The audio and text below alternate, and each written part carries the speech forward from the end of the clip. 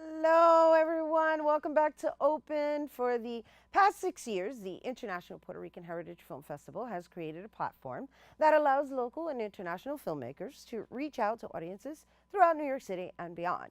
This year is no different as they work with artists to explore issues inherent to the heritage of Puerto Rico.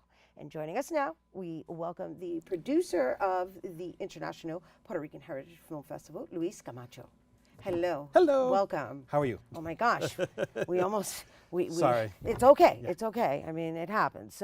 We must handle our natural business, right? And so, welcome to our studio, and thank you for taking on this task of producing the International Puerto Rican Heritage Film Festival. I believe this is what, your second year? This is my second year. It's a labor of love. As a Puerto Rican, I'm very proud to be a part of it, and especially this year with what's going on the island and how our community is coming together to, move forward, como levanta, as we were saying. Right. And to bring our culture, our heritage, our art to our community, to everyone in the public. And so I understand that this year there's an exception being made in solidarity with Mexico. Yeah, so before actually the earthquake and the hurricane, we had already decided that we were going to do certain themes in the upcoming years. This year we were going to be celebrating Mexico and Puerto Rico in cinematography together. And so it just happened that we were doing Mexico this year.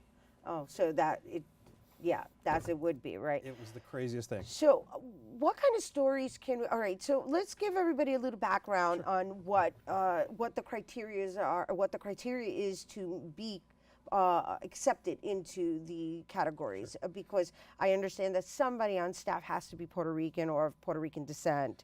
Well, any movie can be accepted to the film festival. Right. It does not have to have a person of Puerto Rican descent. But to get an award, the film must have at least one person in that production, that is. I see. So any film from any part of the world is accepted. Last year we had a film from Japan, we had another film from Brazil. But to get an award for any of the awards that we give out, one person within the production must be either a cast or crew of Puerto Rican heritage. That's nice. I mean, it's nice that it's open. However, the name of the film festival is International Puerto Rican Heritage, and it's also I guess, exhibiting these films every November, which is also Puerto Rican Heritage Month. Yes. So how many films are accepted, and how did you choose this year's film selection? Well, I am not in the film accepting category? committee Okay. because I'm a producer and I stay out of that because I'm also a filmmaker. Right. So I stay out of that process. Right. My understanding of the process is they just choose the best of the best.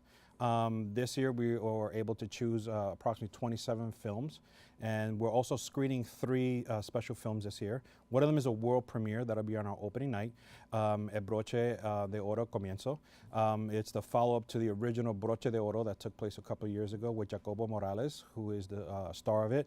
He's also receiving our Lifetime Achievement Award during the opening night. So are these films in English with subtitles and vice versa? Majority of them are all Spanish with English subtitles, or vice versa, English with Spanish subtitles. There's maybe 1 or 2 that might be completely Spanish, and that's because of the artists, the way the artists made their production. It's not like last year when we had a movie that was actually in English and Spanish. They made 2 different complete versions, of which is an ongoing trend. Impressive. Yeah, it's an ongoing trend now in not just in the Latin cinema, but in also other nations throughout the world. They're starting to make multiple language film productions because now to make digital movies is so much cheaper than doing it on film. Wow, that's a lot of work. That's a lot of work. That's yes. a lot of work, even for the actors. Yes. It's like, oh, you have to reprocess it in Exactly. English and Spanish. Yeah, because we're Latino, we're Puerto Rican, so Right. we have a certain way of like talking with our hands and our bodies, and then when we switch to English, it's like, oh, okay, it's a little different. Right, Yeah. right. So the festival itself is kind of in different venues throughout the week. Well, how many days is it? It's like 5 days, It's right? about 5 days. 5 days. Our opening night is in Sinopolis Cinema, which is done on 23rd and 8th. It's diagonal from BBQ. Everybody knows BBQ. Right. And that's our opening night. And then we go to Mount Sinai. Mount Sinai actually has a movie theater auditorium that a lot of people don't know about, and it's gorgeous. Where is it? It's on 106th Street, and it's it actually straddles both Fifth Avenue and Madison Avenue. The entrance is more on Madison, and it's called the Leo C. Stern Auditorium at Mount Sinai. Nice. And that's where we're going to be screening a lot of the short films. We have a lot of short films this year, and we'll be screening them there. Okay. And then we're also at NYU Cantor. So NYU has been gracious enough to work with us again for the second year, and we're hoping that'll be a long-term trend with them. And we'll be screening 2 films. One of them, it will be a New York, U.S. premiere, Sol de Medianoche.